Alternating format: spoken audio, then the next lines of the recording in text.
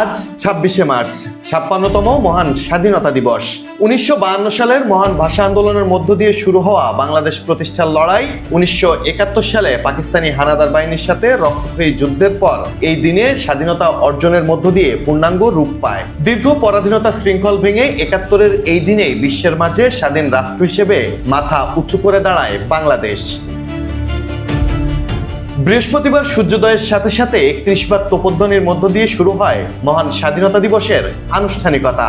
স্বাধীনতা যুদ্ধে নিহত বীর শহীদদের প্রতি গান স্যালুট প্রদর্শন করে সেনাবাহিনী। ঢাকার তেজগাঁও পুরাতন বিমানবন্দর এলাকায় বাংলাদেশ সেনাবাহিনীর একটি আর্টিলারি রেজিমেন্টের ৬টি গান ৩১ বার তোপধ্বনির মাধ্যমে মহান স্বাধীনতা যুদ্ধে জীবন উৎসর্গকারী বীর শহীদদের প্রতি গান স্যালুট প্রদর্শন করে। প্রতি বছরের মতো এবারও যথাযোগ্য মর্যাদা ও উৎসাহ উদ্দীপনার সাথে পালন করা হবে মহান স্বাধীনতা দিবস। দিবসটি উপলক্ষে রাষ্ট্রপতি মোহাম্মদ শাহাবুদ্দিন এবং প্রধানমন্ত্রী তারেক রহমান পৃথক পৃথক বাণী দিয়েছেন।